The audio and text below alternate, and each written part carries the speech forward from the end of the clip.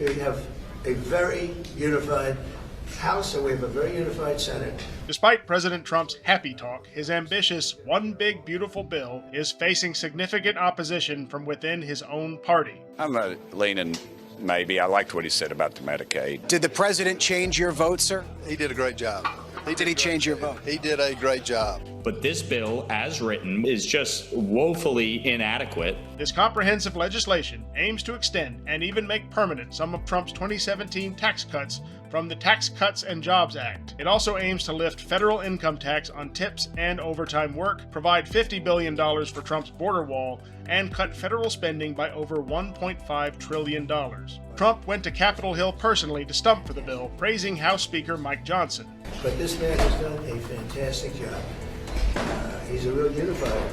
I don't think anybody else could have done it. Later, Speaker Johnson glowed with enthusiasm at a press conference that same day. And we're blessed to serve under and with a president who understands the necessity of these relationships and is willing to roll his sleeves up and come stand in the trenches to be a part of this excitement of what's happening. But not all is happy and bright in the Republican Party. One of the major points dividing House Republicans is the proposed increase in the state and local tax deduction cap, also known as the S.A.L.T cap. The S.A.L.T deduction allows individuals in high-tax states to deduct their state and local taxes from their federal taxable income, reducing what they owe to the IRS. Members of the far-right Freedom Caucus have been vocal in their disapproval of increasing the S.A.L.T deduction cap. So in the last 24 hours, well, there was a little SALT deal made. I don't think it went in the right direction. Increasing the SALT deduction cap is a move designed to gain support from Republicans in high-tax states like New York, California, and New Jersey. In 2017, when the Tax Cuts and Jobs Act was passed, the Republicans had such a large majority, they were able to disregard the needs of blue state Republicans.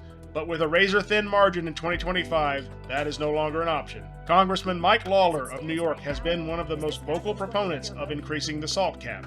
Look, as I said from the very beginning, that I would not support a tax bill that does not adequately address the unfair $10,000 cap that was put in place under the 2017 Tax Cuts and Jobs Act. The battle between Lawler and the other high state income tax reps and the Freedom Caucus is ongoing, and the mounting pressure was palpable at the Freedom Caucus press gang. Because there's some kind of belief in Washington, D.C. that once today comes and goes, that this cannot be fixed. This is a completely arbitrary deadline set by people here to force people into a corner to make bad decisions. It's more important to get this right, to get it correct, than to get it fast. And for the bill to move off of the floor, these issues have to be addressed. I want to be very clear.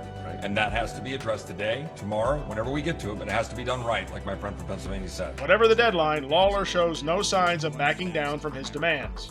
We had a discussion earlier today with leadership. I'm not going to get into the specific numbers, but suffice to say, it was made very clear that this number, as presented, is a hard no from all of us who have been negotiating on this from the beginning.